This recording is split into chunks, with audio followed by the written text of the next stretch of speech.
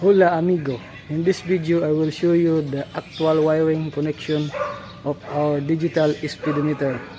So this speedometer is still working right now 100%, and some other users of Yamaha Krypton digital connections are not able to make a connection perfectly. So watch out for this video. So right now our speedometer is having 6,600 kilometers in the top running since we installed it.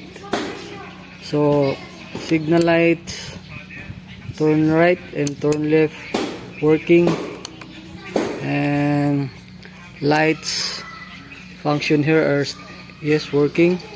So we have to start. You see the tachometer here are also working. We have to accelerate or revolution the engine. So that's working perfectly. So now I have to remove the cover and show you the entire wiring connection so that you will follow. Here we go. So this is now already open, and we'll start to check the wiring. So first, the main socket.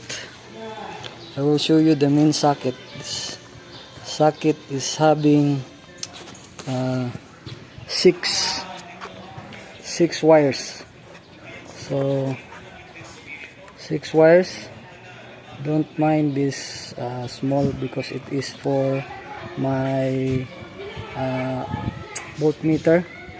So the one with the arrow, or we call it front. So the first wire in this left side is blue, then the center is brown with white strip. See it, brown with white strip, and the last is black, and that is the ground.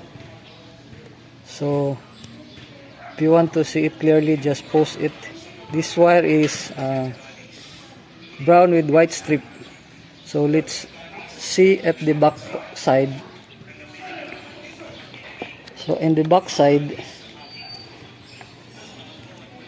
so on the left part is this green, and the center is light green, and this is the brown. So brown is the accessories wire connection. So green, light green, brown, and then on the other side blue, brown with white strip, and black on the other side. So that's it. And then the other connections, these 3 wirings is for those who use magnetic wire connection. When you install magnets in this side part, so you will use this 3 wire connection. But if you are using the stock cable from speedometer here, so this cable is connected in the gearbox right here. So this gearbox will come from here up to here. So it is plug and play. So just insert in the hole, and that's working good. And the other one is this blue and solid blue and blue with stripe.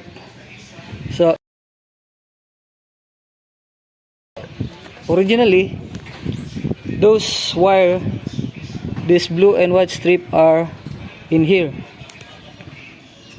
in this side.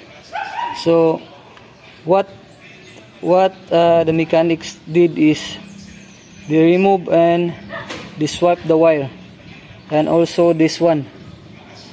So this wire and this wire is swapped from the original wiring setup. So these two will connect in the red socket and the other yellow wire is connected to the light connection. Where's the light here, another side. So here connected to the headlights, the yellow. Okay, the yellow is connected to light wire. So that's it. And there's a short wire here on the side, very short wire. We made a connection to make it longer, and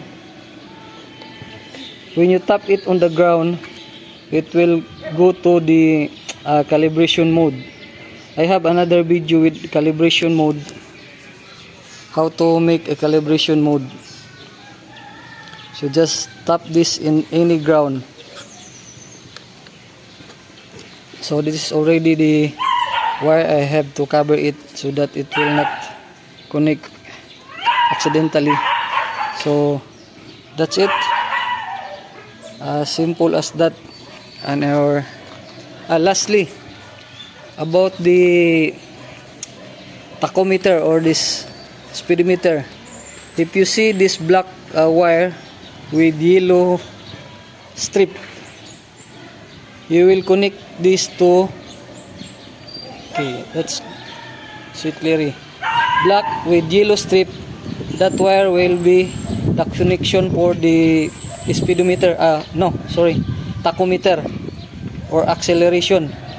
So you can connect that going down here to the wire going to the ignition coil. So just find the wire going to ignition coil. This is my ignition coil. Yes, this is my ignition coil, and this is the wire connection. So you have to tap the yellow wire with black wire with yellow strip.